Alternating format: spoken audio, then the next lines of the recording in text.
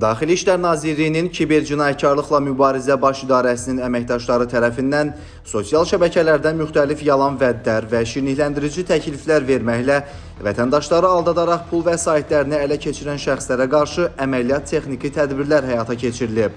Tədbirlər zamanı sosial şəbəkələrdə saxta elanlar yerləşdirən və özünü internet saytlarının təhlükəsizliyi məsələləri üzrə mütəxəssis kimi təqdim edərək dələduzluqlar edən, əvvəllər də eyni əmələ görə məhkum olunmuş şəxslər Şahin Rəcəbov, Akşin Bədəlov, İlkin Niyazov və Cəfər Cəfərov saxlanılıblar.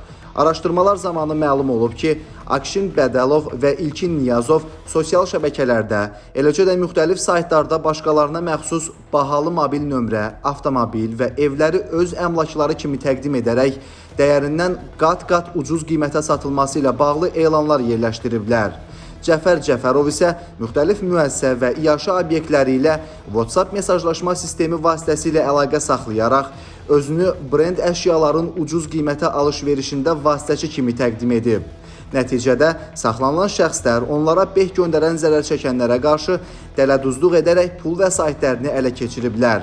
Tədbirlər zamanı saxlanılan Şahin Rəcəbov isə xarici ölkələrə gedərək oradan Azərbaycanda fəaliyyət göstərən tanınmış şirkətlərlə əlaqə saxlayıb özünü elektron poçt və rəsmi saytların idarə edilməsi şirkətinin rəhbəri kimi təqdim edib. Daha sonra o, müəssisələrə məxsus domenlərin yerləşdiyi server və elektron xidmətlərin onun nəzarəti altına keçdiyini və ödəniş edilməyəcəyi təqdirdə onlayn xidmət sahələrinin fəaliyyətini tam dayandıracağını bildirib. Saxlanılan şəxs bu yolla qanunsuz olaraq əldə etdiyi vəsaitləri müxtəlif insanların adını olan hesablara köçürərək nağdlaşdırıb.